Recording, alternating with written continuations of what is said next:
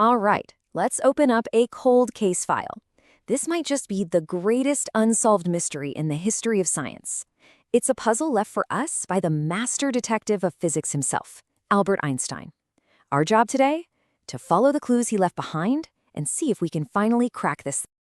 For the last 30 years of his life, Einstein, the man who completely rewrote our understanding of space, time, and gravity, was obsessed. He was chasing one single, magnificent idea, a theory that could explain the entire universe.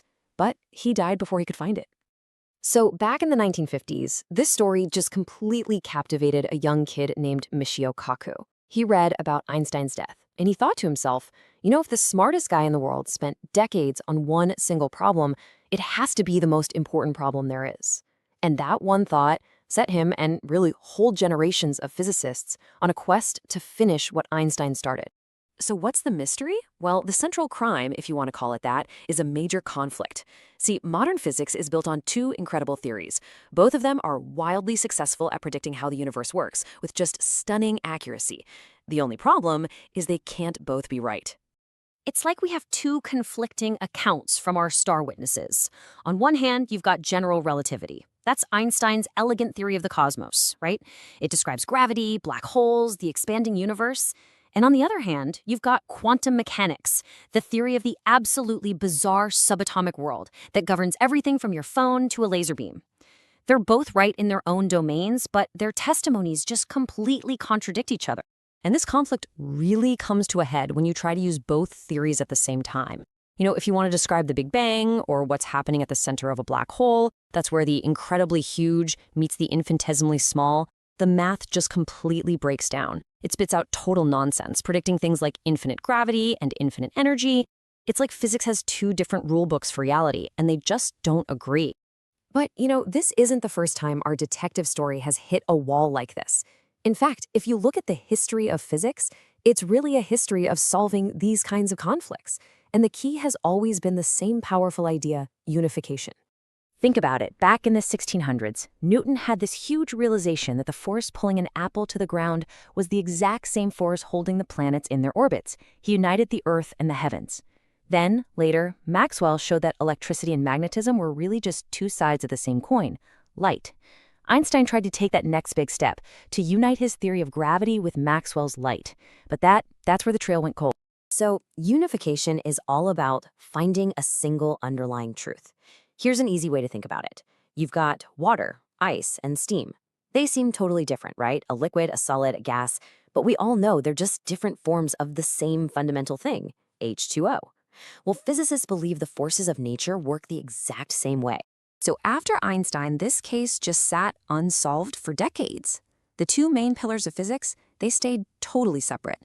But then, a new suspect emerged. A candidate theory that was so strange, so counterintuitive, that it just might be the answer. And this is the question, isn't it? What could possibly bridge the elegant, smooth curves of spacetime with the chaotic, jumpy dance of quantum particles? What's the H2O molecule of our universe? Well, the answer, according to our lead suspect, is this, superstring theory. It proposes that if you could zoom in on any particle, an electron, a photon, a quark, anything, you wouldn't see a little dot. You'd see a tiny, one-dimensional loop of vibrating energy, a string. The elegance of this is it's breathtaking. Think about it. Just like a violin string can play a bunch of different notes depending on how it vibrates, a superstring can appear as many different particles. An electron is just a string vibrating in one pattern. A photon is the same string vibrating in another. All the incredible complexity we see in the universe is just this grand cosmic symphony being played on these tiny, tiny strings.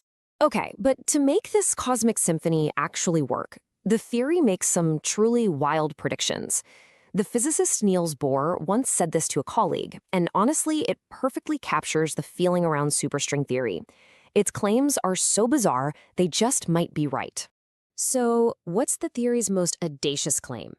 It involves our very perception of reality. We experience 3 dimensions of space, length, width, depth, and one of time, so 4 dimensions in total. Superstring theory says, nope, that's wrong. For the mathematics of string theory to hold together, for that cosmic symphony to actually be in tune, the universe can't have 4 dimensions. It must have 10 dimensions of spacetime.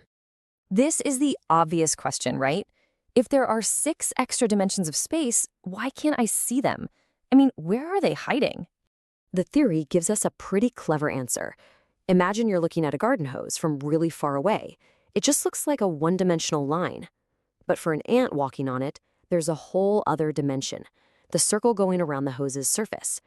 The idea is that the other 6 dimensions could be just like that, curled up into some tiny, intricate shape, a billion times smaller than a single atom, and totally invisible to us. So what's the payoff for this whole mind-bending journey? Well, if string theory, or something like it, turns out to be correct, we will have solved Einstein's case. We will have found what physicists call the theory of everything. A theory of everything, or TOE, would be the ultimate unification. It's the final rulebook for the universe, the source code from which all the other laws of physics emerge. It was Einstein's holy grail.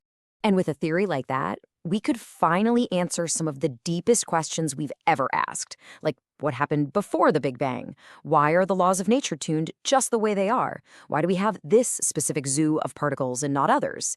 It could even tell us if our universe is the only one out there.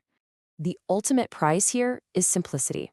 The entire operating system of reality, all the knowledge packed into thousands of physics textbooks, could, in principle, be derived from one single elegant master equation. An equation so simple you could write it on a t-shirt. And this is really the question that drove Einstein. He was searching for the simplest, most beautiful, most logical way the universe could have been put together. He was trying to read, as he famously put it, the mind of God. To capture the feeling of this monumental hunt, Einstein used this really powerful metaphor. He said searching for this unified theory was like being in a vast desert, hunting for a lion you can't see, but you can see its tracks everywhere. And the laws of nature are those tracks. And that's really where we are today. The case isn't closed. Superstring theory is still just a suspect, not a conviction. We haven't actually seen the lion with our own eyes. But with every new discovery, physicists believe they're getting closer. They're following those tracks. And they believe that one day, and maybe soon, we'll finally solve Einstein's case and hear that lion roar.